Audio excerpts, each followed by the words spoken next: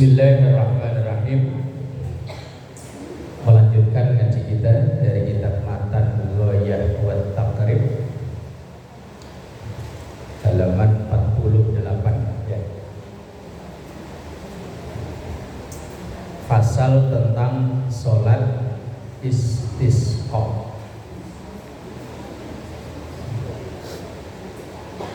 Ada yang pernah jalani sholat istisqa? Belum?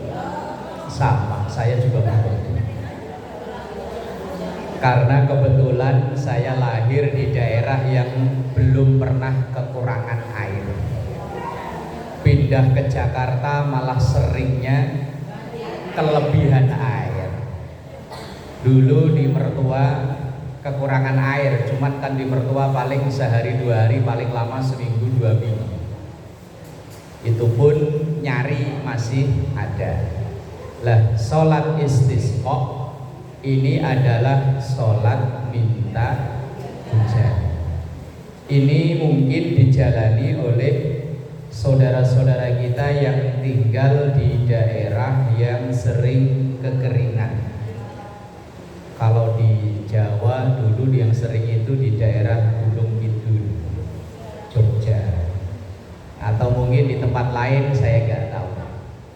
Di tempat-tempat yang sering kekurangan air sampai tanam-tanaman yang hasil pertanian pada mati, hewan-hewan ternak karena nggak ada makanan dari rerumputan mati, kekeringan, paceklik. Lah di situ kemudian dilaksanakan sholat istisqa. Ada satu riwayat sebelum kita masuk ngaji itu, dalam kitab Kaifa Takunu Ghaniyan ada seorang ulama namanya Imam Hasan Al-Basri. Nah, beliau ini pernah ditanya beberapa pertanyaan tapi jawabannya sama.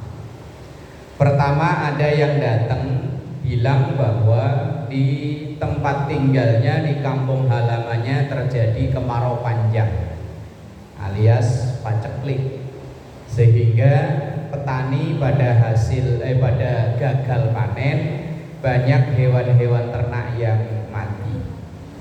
Kemudian jawaban Imam Hasan Al-Basri, perbanyak istighfar. Lah, sholat istisqa itu nanti itu intinya memperbanyak istighfar. Kemudian lain hari ada yang nanya, datang lagi, Pak Kiai, saya ini udah berumah tangga sekian tahun, kok belum dikaruniai keturunan, minta doa ijazahnya. Lah, kemudian Imam Hasan Al-Basri bilang, perbanyak istighfar.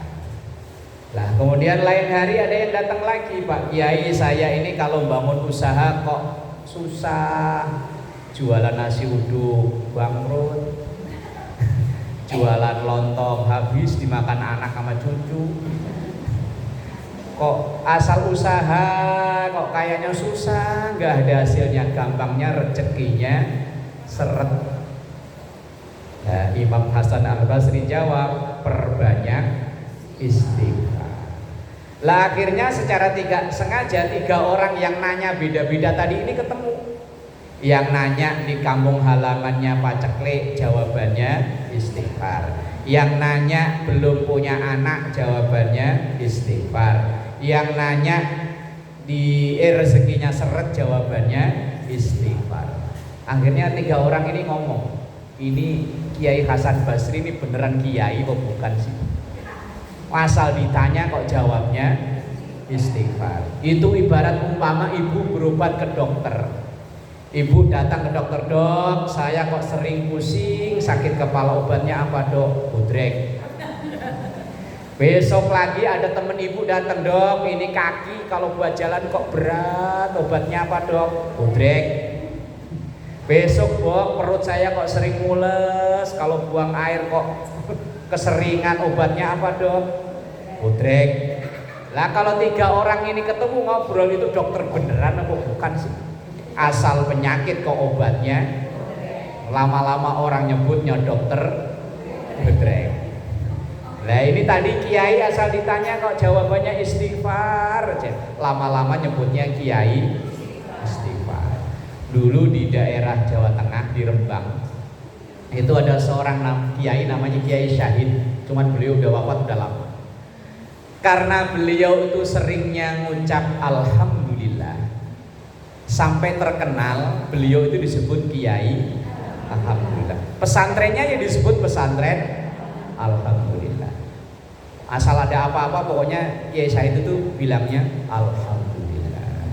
Sampai satu hari dulu ibu mungkin yang orang rantau kayak Bu Haji Asmani itu yang lewati Pantura, yang dari Semarang lewati Demak, itu pernah ada kali. Di pinggir kali itu kalau sore banyak ibu-ibu yang mandi, yang nyuci, kan rata-rata pada pakai ini ya, apa namanya, kemben. Kalau orang sini apa namanya? Iya kan sini. Lah sementara pas sore ada rombongan kiai dari Pati, dari Rembang mau ada acara di Semarang, naik mobil lewat situ. Kalau dulu kan mobil itu gak sebagus sekarang ya, kacanya pada dibuka. Begitu ngelihat ibu-ibu ada yang, lah kalau orang kampung itu kadang kan yo nggak serapi ibu-ibu kota begini yo sembuh lah yo. Nah kiai-kiai yang lain astagfirullahaladzim. Lah yang satu tadi ngucapnya alhamdulillah. Lo ini ngelihat ibu-ibu telanjang alhamdulillah, lah gimana wong saya ayam saya hilang yo alhamdulillah. Lah tadi Kiai Hasan Basri oleh 3 orang ini kiai kok bisanya cuman istighfar. Ditanyain rezeki seret istighfar, ditanyain paceklik istighfar, ditanyain belum punya anak istighfar. Akhirnya 3 orang ini komplain. Ibarat tadi ibu yang berobat ke dokter bodrek mulu, datang, 3-tiganya datang, Kiai ini kami bertiga persoalan beda-beda, problemnya beda-beda, lah kok jawabannya sama, istighfar. Lah ini ada obat lain gak sih?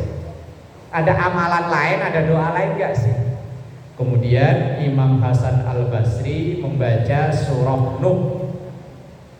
Tahu surah Nuh? Tahu ya? Pernah dibaca ya? Ya pokoknya yang penting pernah lah ya. Kalau tadarus urut itu ada surah namanya surah Nuh.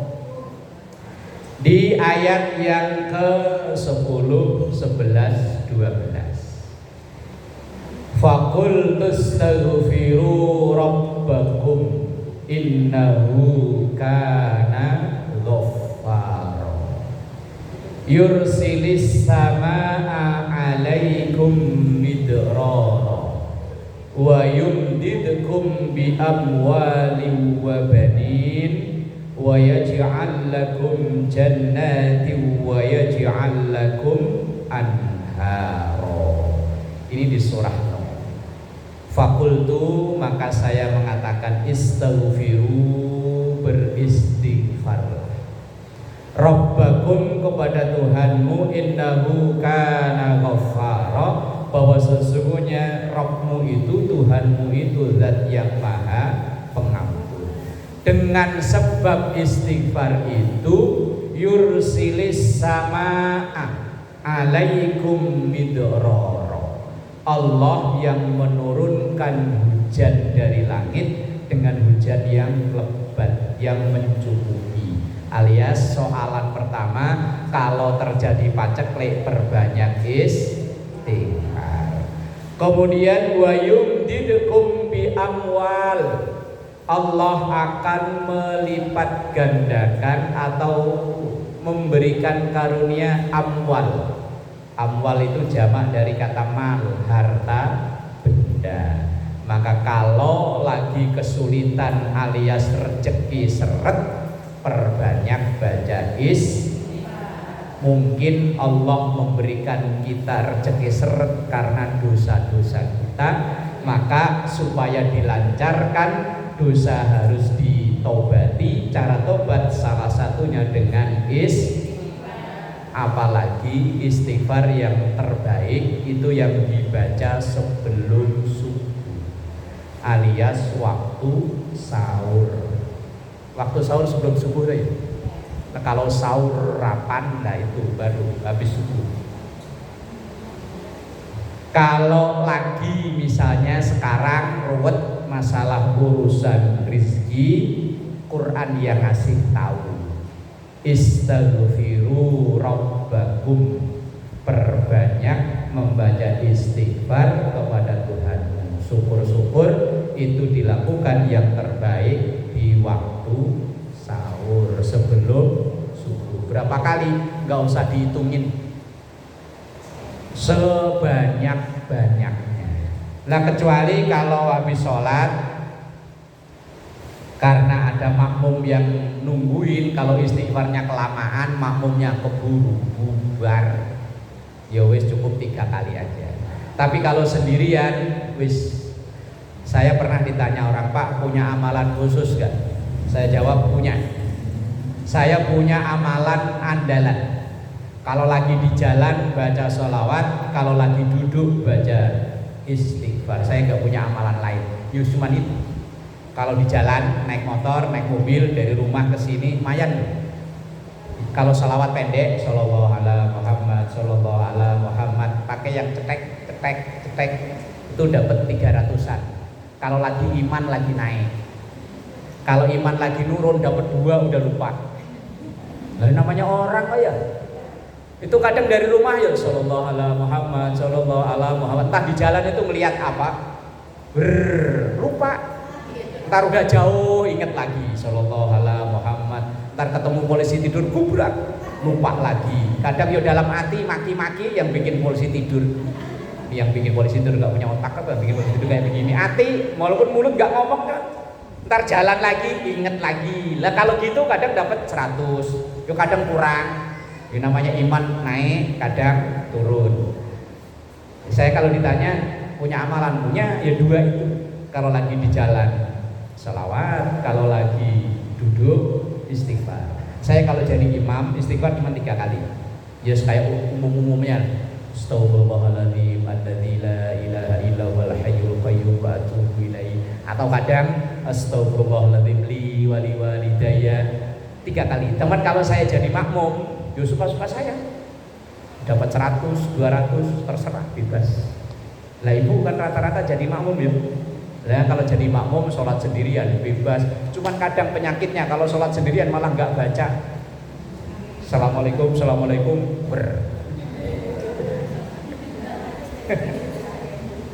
Lah iya. Lah kemudian wa yumdidukum bi amwal, Allah akan memberi mudah jalan memperoleh rizki, memperoleh harta benda, wa banin, dan juga anak keturunan. Lah kalau yang anaknya udah 7, ya niatnya yang lain ya. Niatnya bukan upaya nambah anak, tapi niatnya supaya rizkinya lancar, buat bekal ibadah, buat bekal anak sekolah, kuliah, dan lain-lain.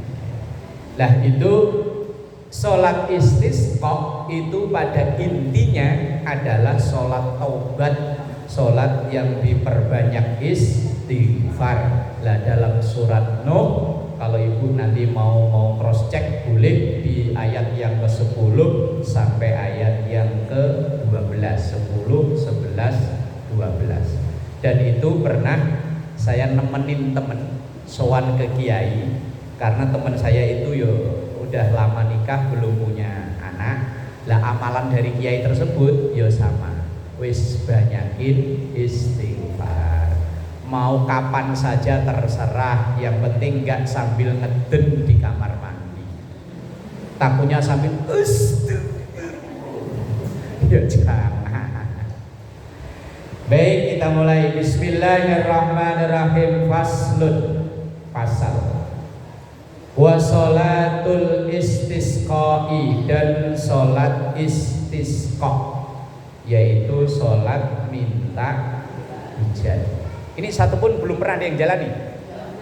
Belum ya, saya juga belum, masalah baru teori. Makanya kalau ditanya udah jalani belum, saya juga belum. Sholat istikharah aja saya belum pernah. Ya kebetulan dilalah asal ada keinginan itu enggak ragu. Ketemu jodoh ya langsung bismillah, mantep, jalan. Yo dilalah belum pernah. Yo mungkin suatu saat yo pernah, yo mungkin. Cuman sampai sekarang kalau ditanya istikharah udah pernah? Belum. Tapi kalau sholat yang lain insya Allah udah, walaupun sekali dua kali udah. Istisqa belum. Wa sholatul istisqai, dan sholat istisqa, sholat minta hujan, masnunatun itu disunnahkan, berarti hukumnya sunnah, baik untuk orang yang mukim atau orang yang musafir, artinya baik orang yang asli bertempat ditinggal situ atau orang perantau, orang ngontrak. Umpama yo seandainya yo moga-moga malah enggak lah yo. Lah umpama di daerah Semper Barat ini terjadi paceklik, pam mati, sumur kering, galon enggak ada. Terus pokoknya langka, kalaupun ada segalon harganya 100.000 umpama. Lah umpama aja kok yo. Lah kemudian oleh tokoh agama di sekitaran sini diinformasikan, bapak-bapak, ibu-ibu, karena kejadiannya di Semper Barat dan sekitarnya seperti ini, ayo kita laksanakan sholat istisqa. Lah yang sholat itu bukan hanya yang penduduk asli saja. Yang sunnah adalah ya limukimin, baik untuk orang mukim itu ada yang memang rumahnya di sini, tempat tinggal di sini, atau wa musafir, orang rantau yang orang tinggal di sini hanya musiman. Sunnahnya sama. Faya'muruhum, maka memerintahkan kepada jamaah semuanya, al-imamu, imam berarti di sini adalah pemimpin. Pemimpin itu bisa jadi pemimpin secara formal, RT, RW, lurah, camat, terus ke atas itu pemimpin, imam. Atau pemimpin di sini adalah pemimpin tokoh masyarakat non formal, tokoh masyarakat, ustadznya, kiainya. Kalau itu di kalangan Kristen yo pendetanya.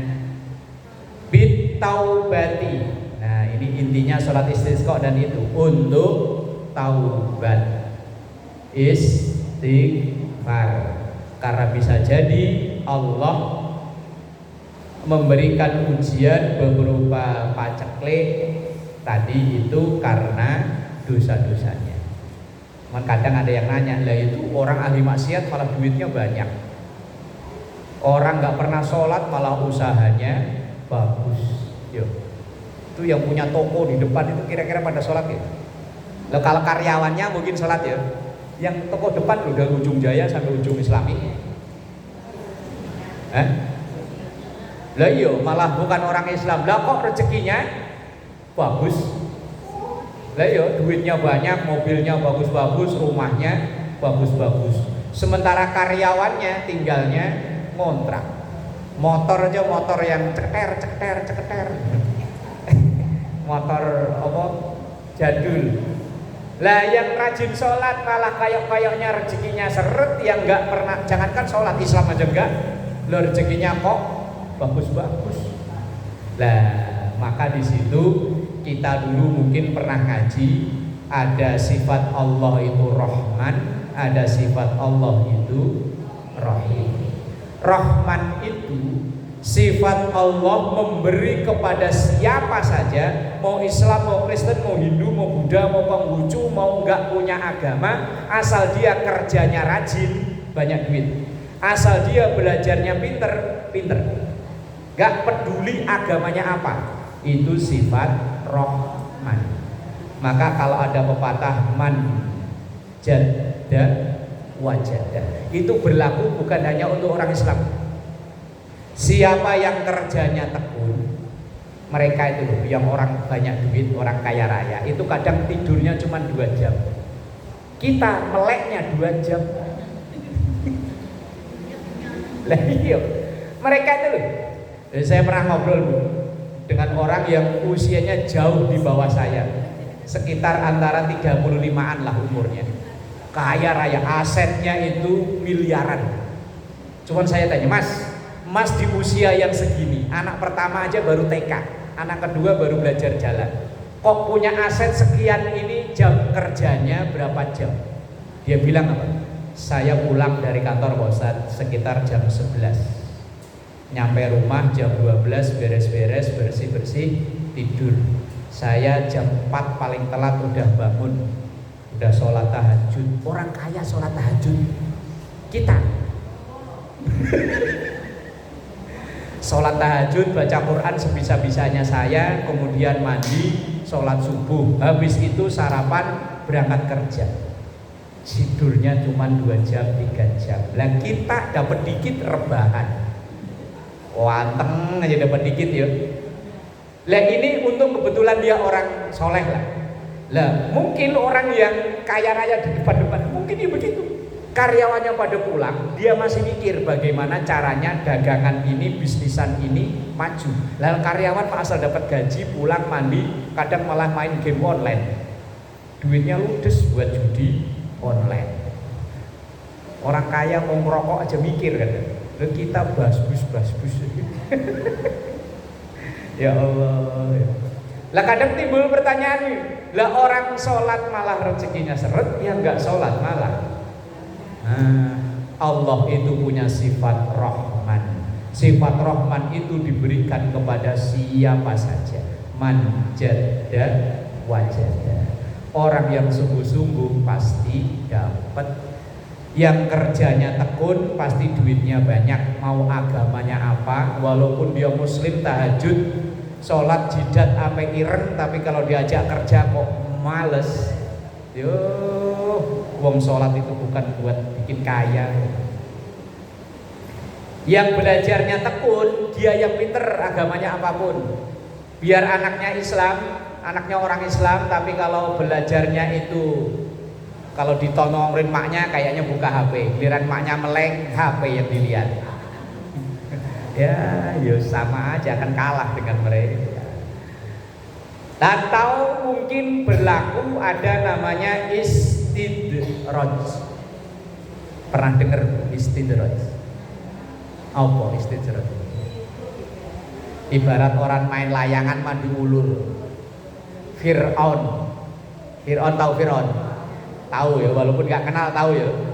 Fir'aun itu kaya raya, banyak duit, yo pejabat, raja. Bahkan dalam riwayat Fir'aun itu konon katanya nggak pernah sakit. Makanya kalau di ibu-ibu majelis ini kok nggak pernah sakit. Ya saya nggak bilang Fir'aun. Fir'aun itu konon nggak pernah sakit. Nah, makanya kalau kita kok nggak pernah sakit itu malah patut bertanya-tanya, jangan-jangan keturunan. Fir'aun itu kurang ajarnya kebangetan, tapi semua kemewahan dunia ia punya, jabatan punya, kekayaan punya, kesehatan punya. Itu namanya istidraj. Ibarat orang main layangan itu nggak pernah ditarik, diulur. Itu kalau jatuh makin jauh. Lah orang kita kalau merasa ibadahnya lagi nurun, kebaikannya lagi nurun, lah kok malah rezeki lancar, itu namanya istidraj. Umpama ibu biasanya subuh jam 4, setengah 4 tak udah bangun tahajud macam-macam subuh, lah rezeki biasa-biasa aja. Giliran hari itu bangunnya subuh kesiangan, jam 7 baru bangun, sholat subuh kadang kelupaan langsung berangkat dagang. Lah kok malah dagangan laris, sampai sholat duhur lupa, asar lupa, maghrib repot, isya kecapean. Lah kok malah dagangan laris, itu namanya istidraj. Jangan-jangan nasibnya kayak Fir'aun. Dibalik, kalau ibadah lagi bagus, lah kok malah rezekinya kayaknya seret. Kemarin tuh tadi Ketika ibadahnya lagi kurang malah rezekinya bagus. Lah begitu kembali tahajud, duha yo iya. Lah kok malah dagangan sepi. Itu siapa tahu Allah mau menguji kayak Nabi Ayub. Idza ahabballahu 'abdan ibtalahu. Kalau Allah cinta pada seorang hamba, maka Allah kadang mengasih ujian balak kepada hamba tersebut. Makanya kalau ada orang ngajinya tekun, ibadahnya bagus, lah kok rezekinya jangan langsung kurang istighfar, jangan.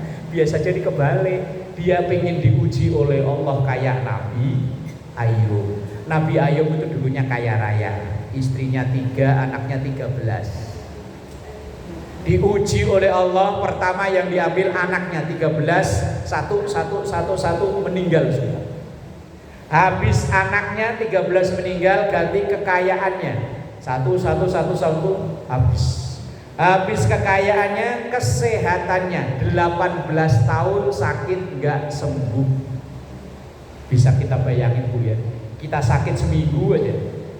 Seminggu bangun tidur ininya nggak bisa nengok, bantal disalahin loh ya. Ini loh, padahal bantal udah semalaman dipaksa untuk nopang pala kita. Begitu kita bangun ini sakit, kenapa Bu? Kayaknya salah bantal. Ya Allah, itu bantal kalau bisa protes itu. udah waduh. Nabi Ayub itu ketika 18 tahun sakit, istrinya dulunya 3, yang 2 udah gak kuat, minggat. Kayak sinetron Indosiar, kalau lakinya kaya tungguin, begitu miskin minggat. Yang satu bini tua, biasanya yang setia itu bini tua, Rohmah. Sampai-sampai bela-belain rambutnya ini dijual. Kalau zaman dulu itu kan ada orang jual rambut ya, untuk nyambung rambut. Sampai-sampai rambutnya dijual, kemudian pulang dituker makanan buat ngasih makan suami. Karena dia tuh dulunya ketika kaya jatuh miskin, istri yang pertama rela jadi kalau sekarang tuh buruh cuci. Buruh cuci nanya ke sono-sono, Bu, butuh bantuan gak nyuci, buat upahnya buat makan saya sama suami. Lah karena tahu suaminya punya penyakit yang kalau orang Jawa itu gila nih, jijiki. Kalau orang sini apa? Kulitnya itu pada ngerontok gitu, kayak korengan tapi basah gitu loh. Lah makanya orang-orang yang mau mengerjakan istrinya untuk nyuci nggak jadi, nggak, suami kamu punya penyakit gitu ntar nular. Akhirnya sampai setianya istri yang pertama. Istri yang kedua, ketiga kan senangnya lagi ada uang abang sayang. Iyalah biasa ya, nggak ada uang ya abang kita undang, enggak. Lah bisa jadi ada orang soleh, ibadahnya bagus, tapi cobaannya banyak. Itu dalam hadis tadi, idza ahabballahu 'abdan ibtalahu. Kalau Allah cinta kepada hambanya, kadang Allah menguji. Lah ujian itu kadang dengan kemiskinan, kadang dengan kekayaan. Kalau ibu disuruh pilih diuji dengan kaya atau miskin?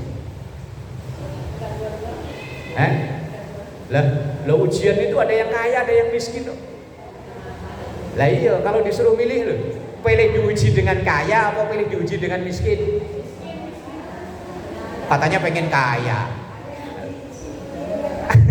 Lah iya, kaya diuji, miskin ya diuji, mendingan. Nah, iya. Nabi Sulaiman, itu kan orang yang pengen kaya kan nirunya kayak Nabi Sulaiman ya. Udah kaya jadi raja, pinter lagi, bisa ngomong sama semut, sama macan, bisa semua. Lah kalau kaya kayak Fir'aun kita nggak mau. Ya maunya kaya kayak Nabi Sulaiman. Sulaiman itu dalam kekayaannya, omongan beliau apa? Hadza min fadli rabbi liyabluwani aashkuru am akfur. Ini adalah karunia Allah untuk liyabluwani, menguji saya. Berarti kekayaan ya ujian. Nabi Ayub tadi diuji miskin ya ujian. Sama-sama diuji milih. Sama-sama diuji ya milih. Ya semuanya kita milih kaya ya. Cuman kesampaian apa enggak kan ya. Yang menentukan kan Allah. Ini orang ini cocoknya diuji dengan kaya. Ini cocoknya diuji dengan miskin. Cuman kan khawatirnya orang yang biasanya hidup ya bukan miskin lah ya, pas-pasan. Ya pas mau makan ada, pas mau jalan-jalan ada, pas mau beli seragam baru ada. Kebetulan ada temen ngajak berangkat umroh ya. Nah, pas ada. Lah kok punya lebih malah bahaya. Umpama ibu itu dalam sehari yang dipegang terbanyak umpama pernah megang uang jutaan umpama. Lah kok hari itu ada uang kaget entah dari mana. Lah kok ember. Malah khawatirnya siang ini yo enggak ngaji. Ngeliatin duit aja, ini duit buat apaan ya? Ini rumah apanya yang dibongkar? Malah pusing. Yus mending begini. Yus kayak biasanya begini yo mending yo begini. Yo mbok kaya mbok miskin tergantung kita yang jalani yo. Kata orang miskin wong ternyata yo dia bisa tertawa terbahak-bahak. Kata-katanya orang kaya yo malah kayaknya mukanya asem. Ternyata hidup itu relatif. Ada orang saya pernah ketemu di Kesemek sini loh Bu. Saya waktu tinggal di sini. Waktu Karang Taruna tukang becak masih berjejer banyak. Ada orang tahu saya itu orang kaya dia. Jam 11 malam cuman pakai kaos singlet, pakai sarung keluar. Saya tanya, "Pak, belum tidur?" "Enggak bisa tidur." Lah, sementara di Karang Taruna itu dulu kan becak jejer. Lah itu Pak itu pada melungker di becak ngorok enaknya itu itu di tangan nyamuk sampai kayak baris berbaris. Loh kok yo pules. Lah yang satu orang kaya tadi saya yakin kamarnya pakai AC. Spring bednya ya bukan spring bed yang murahan ya. Tapi nggak bisa tidur. Yang di becak sebenarnya yang kaya yang mana ya?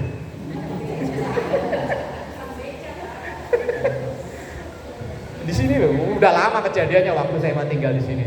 Saya kadang berpikir ini aslinya yang kaya yang mana sih? Terus saya pernah diceritain tetangga kampung saya, dia kerja suaminya itu sebagai supir, istrinya itu pembantu. Bosnya anaknya 2 kuliah di luar negeri. Bosnya pulang pergi Jakarta Bali suami istri. Rumah segede itu yang nempatin. Iya, ya tetangga saya itu yang suaminya sama istrinya. Saya bilang, "Mas, ini aslinya yang kaya itu sampean apa bosnya?" Dia jawab, "Ya saya lah. Bos saya nempatin rumah, datang jam 10 saya jemput di bandara. Besok siang jam 11 sudah berangkat ke Bali lagi. Nempatin rumah cuma bentaran. Lah saya mau nempatin kamar bagian mana suka-suka saya. Wong dia jadi pembantu udah puluhan tahun. Istrinya jadi makan yo enak. Aslinya yang kaya yang mana yo? Yang mondar-mandir Jakarta Bali apa yang nempatin rumah?" Unik ya hidup ya. Yang mondar-mandir malah nggak nikmati, yang rebahan malah menikmati. Boh lah. Rahasianya hidup. Was-sodaqati, diperintahkan untuk memperbanyak sedekah. Karena dalam hadis Nabi, as-sodaqatu tadfa'ul bala. Sedekah itu yang nolak bala. Lah ini dulu oleh para pendahulu kita yang menyebarkan Islam, karena dulu di Jawa ini kan demennya sesajen.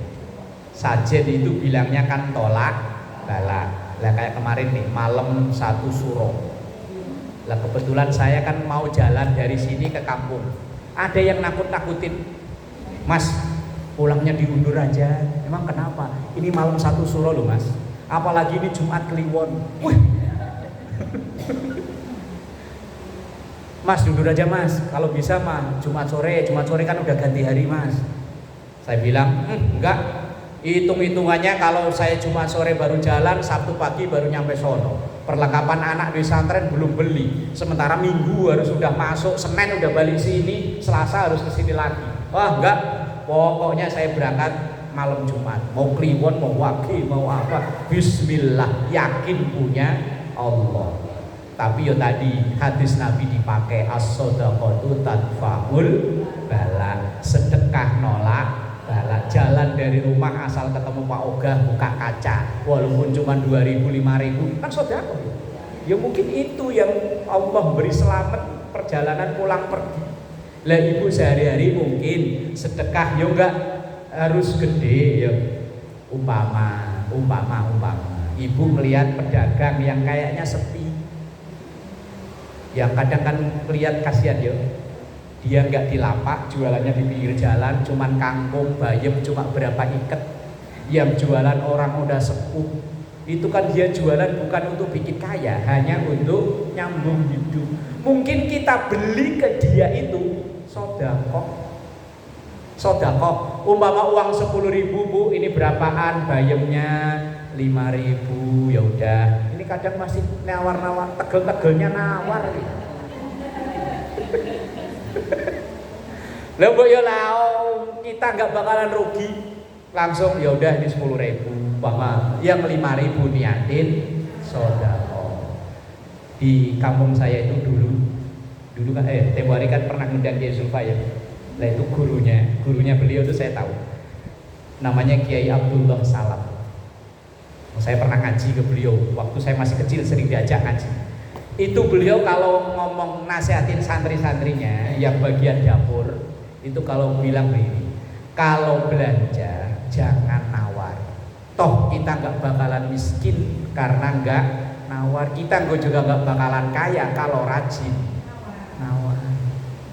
Akhirnya santri-santri alumni itu kalau belanja milih tempat yang kelihatannya malah nggak begitu laku dan niatinya sedekah. Ini kita kan beda ya. Asal yang kelihatan rame ikut ngantri untel-untelan. Saya itu tempo hari mie gacoan itu. Di Harapan Indah itu ngantrinya sampai sebelum subuh dah. Itu saya bilang lagi jalan sama keluarga teman-teman. Itu kita ngantri di situ hanya pengen ikut viralnya doang. Toh mie-nya rasanya enakan Indomie direbus sendirian. Aduh ya Allah, manusia. Sedekah itu ya enggak harus besar. Sedekah itu ya enggak harus kita keluarkan duit gede, enggak. Ya misalnya ibu tiap hari belanja ada lebihan 2.000, 3.000, ada tukang parkir, ada apa kek. Nih Mang, mungkin dia lagi butuh. Bisa jadi loh, kita dikasih sehat, anak-anak sekolah pada sehat. Itu mungkin pernah didoakan oleh orang yang sangat butuh dan kita beri dengan apa yang ia butuhkan. Saya masih ingat, nih saya mohon maaf ya. Ini kadang kalau pulang kan sama majelis taklim kan dibawain beginian ya. Ini kalau saya bawa pulang ke rumah kadang nggak kemakan. Saya pernah turun dari ngaji begini di daerah Sunter situ. Ada bapak-bapak Grab. Dari saya datang bapak itu udah rebahan. Pengajian pulang sampai saya ikut jamaah asar, bapak itu masih rebahan. Udah sepuh. Ya mungkin kita usia 60-an lah Grab. Kemudian besek yang saya bawain saya kasih ke dia. Saya bangunin, Pak. Mohon maaf Pak ya kalau Bapak berkenan Bapak bisa ini. Langsung dia berdiri, duduk, langsung entah doa apa nggak tahu saya. Saya nggak tahu doanya apa, nggak kedengeran kok. Langsung saya pergi. Itu mungkin ya ini hanya bayangan saya aja. Mungkin dia hari itu belum dapat tarikan, atau mungkin bisa jadi motornya nggak ada bensin. Sehingga dia rebahan ada di situ. Barangkali mungkin dia nunggu ada orang yang ngasih sedekah. Ya sedekah itu kan nggak harus ya mungkin hal-hal sepele, hal-hal yang kecil, tapi bisa jadi itu yang dibutuhkan oleh orang itu. Ya walaupun tadi itu nggak gede jumlahnya, cuman kadang kita kalau mau sedekah suudon dulu sih ya. Ada orang minta-minta kelihatannya udah masih seger buger gitu ya. Wah masih seger minta-minta udah ya bisa jadi memang fisiknya kuat, fisiknya masih kelihatan seger, siapa tahu penyakit dalam. Lihat kan yo. Orang sampai hilang urat malunya dia minta-minta, kalau nggak kepepet kok kayaknya yo. Ya kecuali memang jadi fashionnya dia. Wong nyatanya ditangkep Satpol PP di kantongnya ada 25 juta. Kita aja paling 25.000. Yang 5.000 buat amal, yang 20.000 ntar pulang buat beli bakso. Was sodaqatu, sodakoh. Yo minimalnya yo kalau memang nggak punya duit yo tabassamuka ala wajhi akhika sodakoh. Senyummu terhadap saudaramu adalah, ini perlu dicatat. Senyum itu jadi sodakoh kalau senyumnya kepada sesama manusia. Enggak, takutnya besok Selasa depan kan ngaji ada kotak amal tuh. Ah, begitu kotak amal lewat dia senyumin.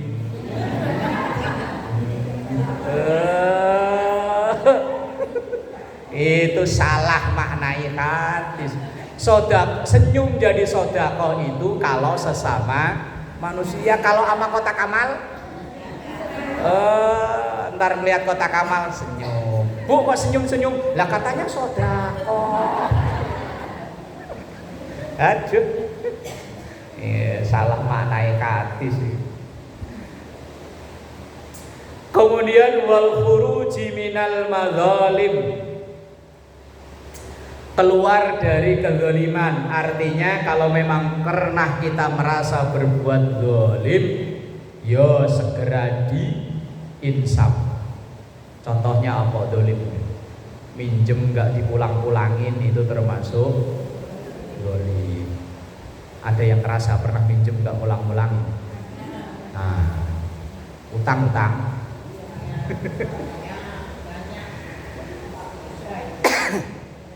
Ada hadis Nabi bunyinya begini, matalul ghani zulmun.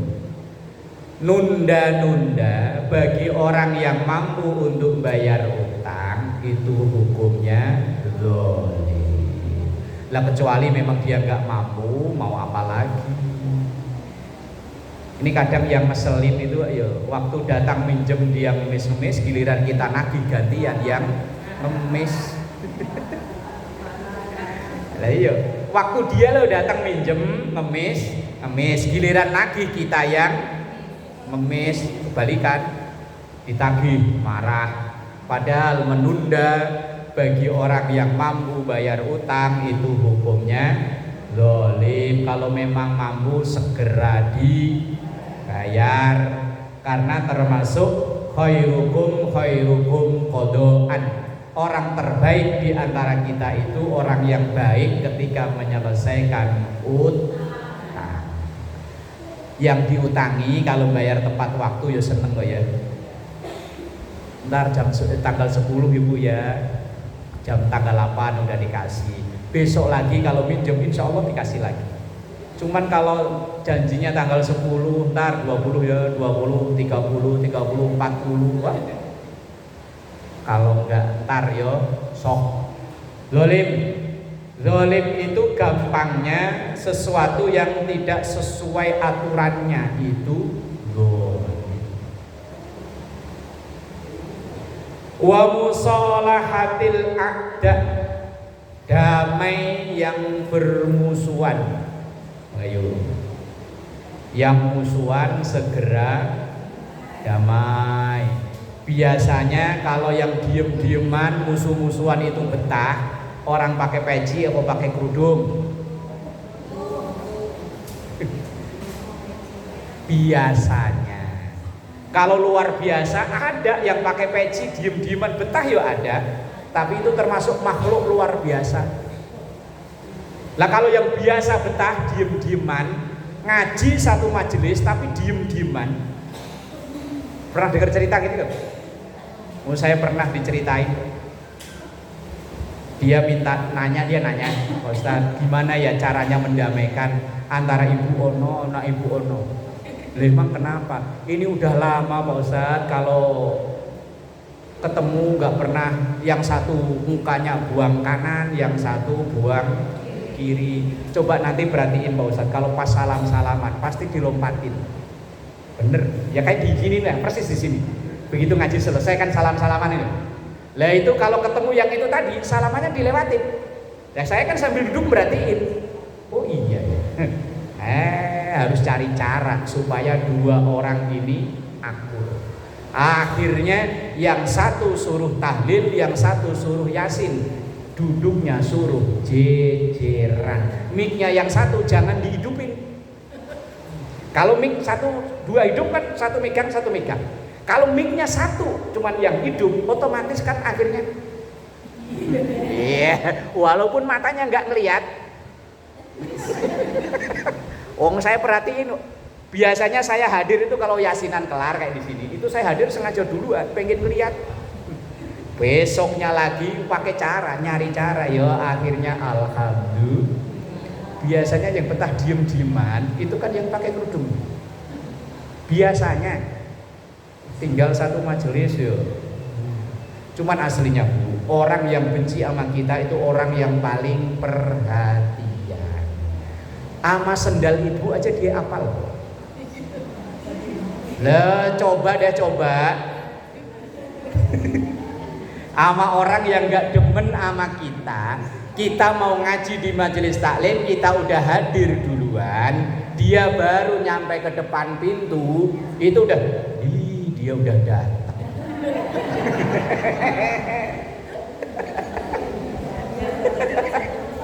Aslinya orang yang gak seneng sama kita itu orang yang paling perhatian. Saya itu kan punya Facebook. Orang itu kan gak semuanya seneng sama saya. Lah siapa yang sering ngeliatin Facebook saya kan tahu. Kan bisa dilacak kan. Orang yang sering membuka Facebook saya itu saya kan tahu. Orang ini dalam sehari sekian persen, sekian lama kan tahu. Begitu saya buka, ternyata orang-orang yang dalam tanda kutip gak suka sama saya, dalam sehari itu bisa 4 kali, 5 kali buka Facebook saya. Oh berarti kan paling perhatian sama saya kan ya? Iya, makanya bersyukurlah. Iya, mantau. Kita lagi jalan kemana tahu dia. Kita lagi kemana sama keluarga tahu. Makanya yuk, tapi yuk jangan kita langsung ikut-ikutan benci dia. Nanti apa bedanya 11-12? Biarin orang nggak suka sama kita nggak bisa maksa orang. Tapi jangan ikutan kita benci dia. Rasul itu orang paling baik, sekolong jagat raya orang paling baik. Apakah semua senang sama Rasulullah? Enggak. Abu Jahal, Abu Lahab dan Abu yang lain musuhin Rasulullah. Tapi aslinya orang yang memusuhi kita itu orang yang paling perhatian. Apalagi tadi yang punya media sosial, ibu jalan kemana dia tahu. Gosip terbaru tentang ibu dia duluan tahu.